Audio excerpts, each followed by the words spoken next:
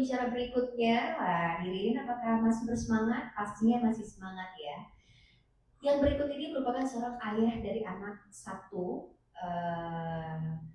anak perempuan. Beliau adalah seorang pegiat literasi dan juga pembaca nyaring. Beliau pernah memenangkan sejumlah kompetisi ayah terbaik yang mencontohkan soal membaca nyaring dan pernah mengikuti pelatihan membaca nyaring dari Perpustakaan Nasional Republik Indonesia. Mari kita sambut, ini dia Kak Wahyu Siswanto.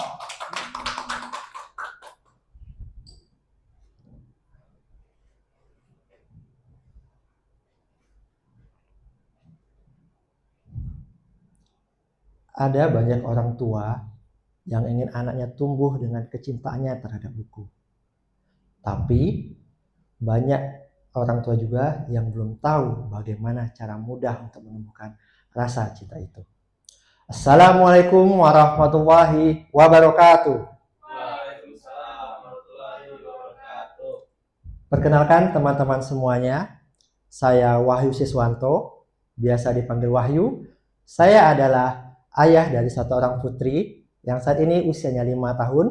Saya juga adalah seorang praktisi membaca nyaring. Sungguh senang hati saya pada hari ini bisa bertemu dengan teman-teman semua. Karena semangat teman-teman semua dalam menghadiri acara kita pada hari ini sampai nih ke saya. Happy-nya sampai di hati saya. Terkait membaca nyaring, teman-teman, bisa jadi kita sebelumnya sudah pernah nih melakukan membaca nyaring, tetapi kita tidak sadar telah melaksanakannya. Karena membaca nyaring ini merupakan hal yang sangat ringan yang mudah kita lakukan untuk menumbuhkan rasa cinta anak terhadap buku. Dalam 10 menit ke depan, kita bersama-sama akan membahas mengenai teknik membaca nyaring.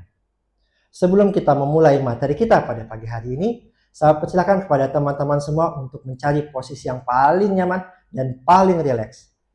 Satu pesan saya, jangan sampai tertidur. Oke teman-teman, hari ini ada 3 pembahasan yang akan kita lakukan. Yang pertama, pengertian membaca nyaring.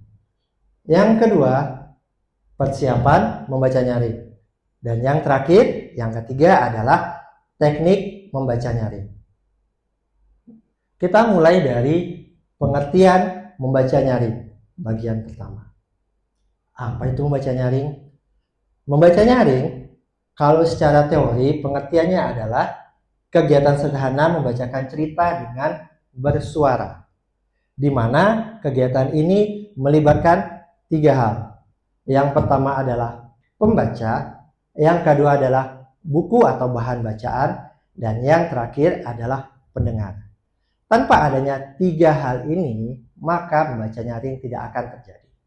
Kalau saya lebih senang menyebutkan bahwa membaca nyaring itu adalah membaca dengan gaya. Kenapa? Karena kita membacakannya untuk orang lain, bukan untuk diri kita. Sehingga kita akan berupaya untuk membacakannya dengan menarik. Mengapa sih membaca nyaring penting itu? Mengapa sih membaca nyaring itu penting? Hal itu dikarenakan ada banyak manfaat dari membaca nyaring. Di antaranya adalah pertama, membangun keterampilan berbahasa.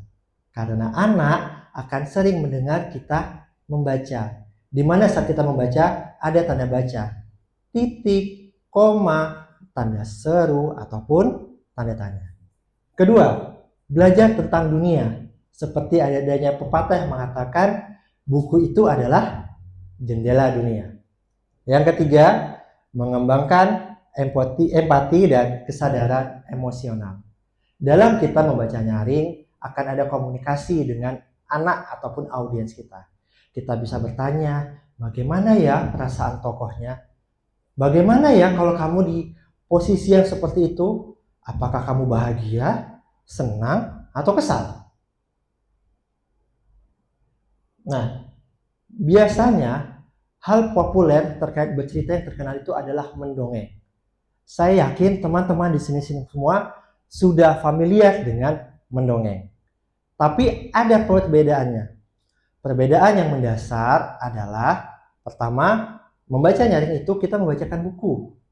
Kalau dongeng itu kita bercerita secara langsung. Kemudian ada juga ketika kita mendongeng itu lisan kita yang berbicara. Sedangkan ketika kita membaca nyaring itu kita membacakan buku. Tidak ada improvisasi cerita di dalamnya. Ada juga pembelajarannya yang terkait dengan bacaannya langsung ketika kita membaca nyaring. Dan yang terakhir, untuk membaca nyaring itu tidak membutuhkan keterampilan membaca khusus. Selama kita bisa membaca, kita bisa melakukan membaca nyaring. Nah, kita masuk ke bagian kedua mengenai persiapan membaca nyaring. Ini dilakukan sebelum hari H kita membacakan nyaring. Ada 4 hal.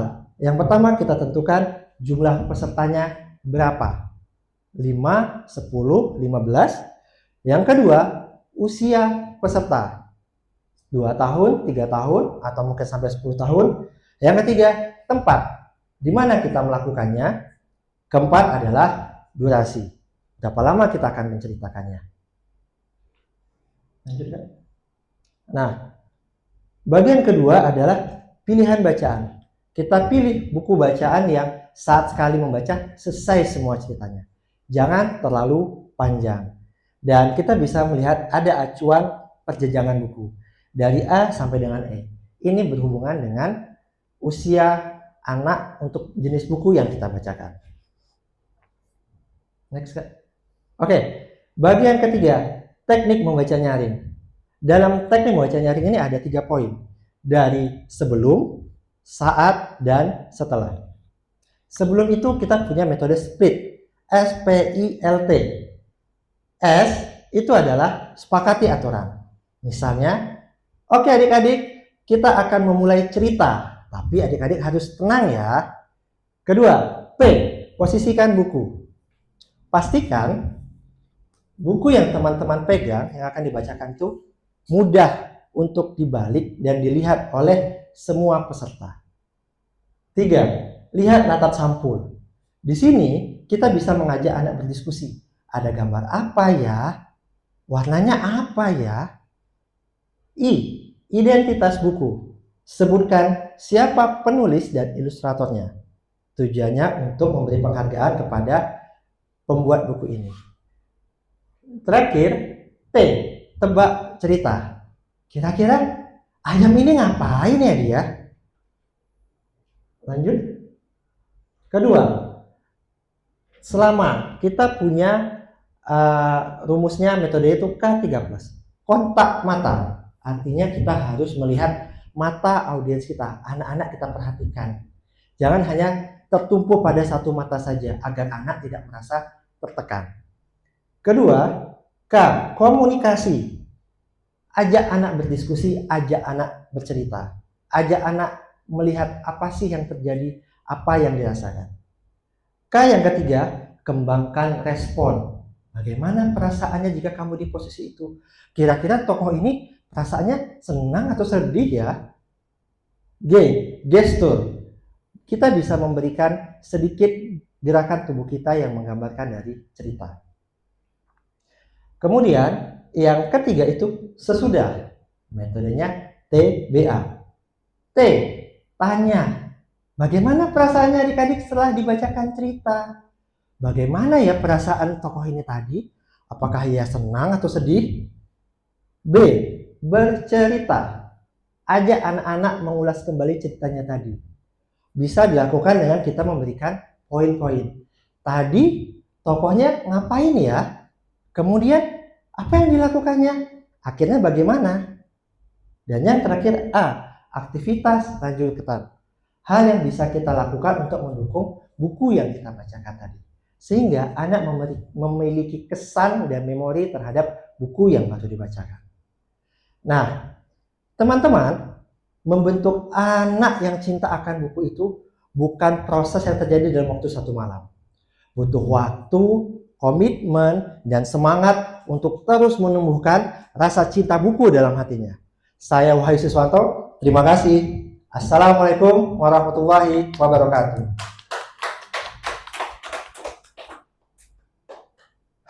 Wow, Wow, keren sekali. Sekali lagi kita berikan tepuk tangan yang meriah untuk Kak Wahyu Siswanto menghabiskan waktu 9 menit 15 detik. Salsa, boleh dibantu? Sekarang kita akan masuk ke sesi